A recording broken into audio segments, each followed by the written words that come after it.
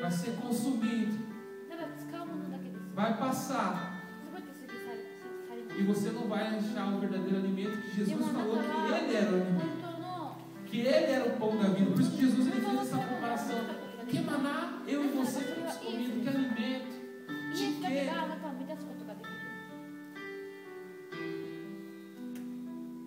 Vossos pais, ou às vezes nós encontramos agora comendo esse maná que está caindo no meio do deserto. Estamos até no deserto nesse momento.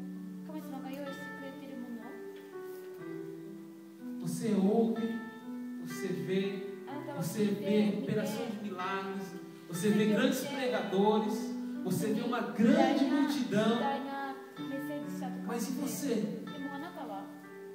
Você é precioso. Você é mais precioso daquilo que você vê, daquela multidão que você está observando. Se você for analisar a multidão aqui, quando Jesus ele operava e os discípulos estavam seguindo, ela mais atrapalhava que ajudava. Entenda o que eu estou falando. Não é que você não tem que ter uma multidão, você tem que sim. Deus ele prometeu que nós seríamos uma multidão de descendentes. Mas aqui, o que impedia das pessoas se chegarem para serem curadas, libertas, era uma multidão. Nós vimos que a mulher, para ela ser curada daquela hemorragia dela, ela teve que passar por uma multidão. Para Jairo chegar até Jesus, ele teve que passar por uma multidão. O que você tem que atravessar? Qual que é a sua multidão? Para você provar esse pão da vida, o sangue de Jesus.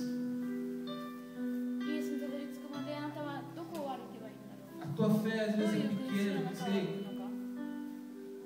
51 diz, Jesus disse assim: eu sou o pão vivo que desceu do céu. Se alguém comer desse pão, viverá para sempre.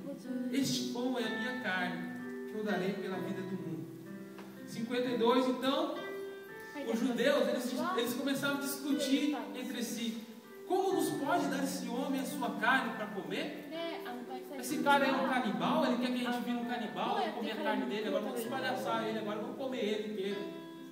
Eles não entenderam o que Jesus estava falando. Por quê? Porque eles só estavam entendendo as coisas que são carnais, que são palpáveis, que eles conseguiam ver.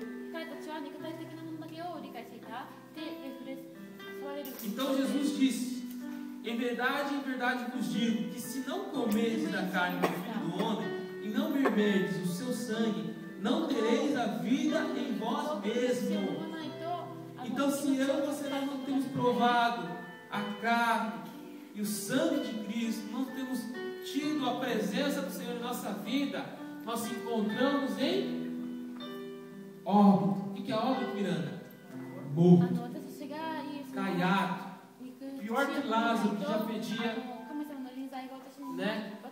Mais de 4 dias de morte, que já estava no sepulcro. Dá uma cheirada no seu irmão aí. Mais ou menos. Mas você não vai conseguir cheirar o Espírito, porque quem consegue cheirar a essência da sua alma é Jesus, é Deus. Como está em você? E aqui Jesus ele falou: você precisa comer da minha carne, você precisa ter essa comunhão. 54 fala assim: quem come a minha carne e bebe do meu sangue tem a vida eterna, e eu o ressuscitarei no último dia. Vamos continuar lendo. Pois a minha carne é verdadeiramente comida, e o meu sangue é verdadeiramente bebida. Quem come a minha carne e bebe do meu sangue permanece em mim, e eu nele. Assim como o Pai que vive me enviou, eu vivo pelo Pai. Assim também quem de mim se alimenta, viverá por mim. Este é o pão que desceu do céu. Vossos pais comeram o maná e morreram, mas quem comer este pão viverá para sempre. Jesus respondeu de novo. Então eles disseram essas coisas na sinagoga, ensinando em Cafarnaum. Então dá a entender que Jesus ele queria explicar para a multidão: vocês precisam entender que não são essas coisas que vão te alimentar, não são as coisas que vocês veem, os milagres que acontecem. Mas vocês precisam entender que vocês precisam comer de mim.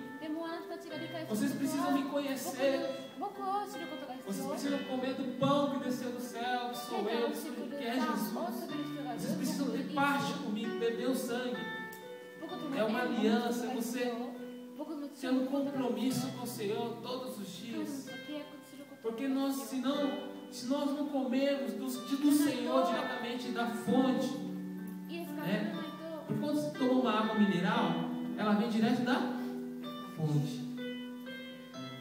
A água que não vem direto da fonte, ela passa por um tanque na cidade, e ali ela é purificada através de cloros e outros minerais para que você possa beber.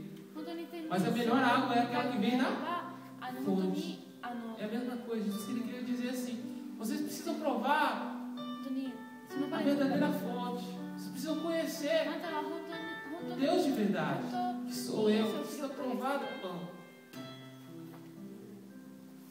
Senão esse superficial, seríamos como consumidores. Nós não aprenderíamos a adorar. Então, no verso 60, muitos de seus discípulos, ouvindo isso, disseram: ai, duro esse discurso. Quem pode ouvir isso? Que é isso?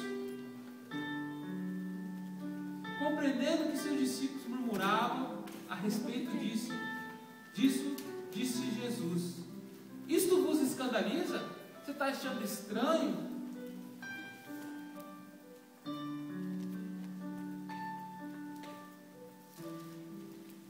Verso 62. O que aconteceria então se visse o Filho do Homem subir para onde primeiro estava? O Espírito é o que vivifica, mas a carne para nada serve. As palavras que eu vos disse são Espírito e vida, mas algum de vós não crê. Você está crendo? Você está entendendo? O Espírito tudo tem proveito, mas a carne nada tem. Se você tem Espírito, você vai entender. Mas se você está na carne, você precisa entrar em Espírito. Você precisa provar o pão da vida dessa noite. Aí fala no 64: mas algum de vós não creem, pois Jesus sabia desde o princípio qual eram os que não criam e quem o trairia. 65, prosseguiu: é por isso que eu vos disse que ninguém pode vir a mim, se pelo Pai não for lhe concedido. A partir de então, muitos dos discípulos voltaram atrás e já não andavam com ele. Então perguntou Jesus aos 12: não quereis vós também ir embora? Aí que chega o ponto que Jesus ele quer falar conosco. Nós encontramos com uma multidão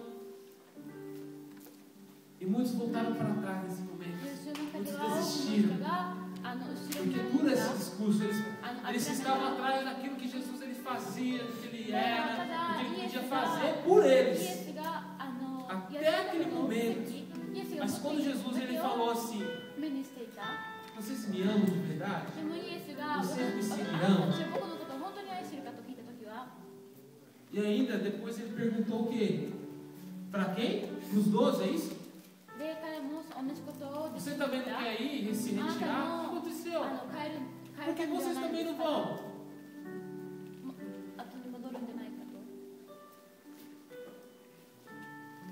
Aí respondeu Simão Pedro: Senhor, para quem queremos nós? Tu tens a palavra da vida eterna. Nós cremos e conhecemos que tu és Cristo, o Santo de Deus. Então respondeu Jesus: não vos escolhi eu aos 12, contudo um de vós, né, é o diabo. Ele referiu, né, a quem eu trairia futuramente. Isso para cumprir a palavra. Mas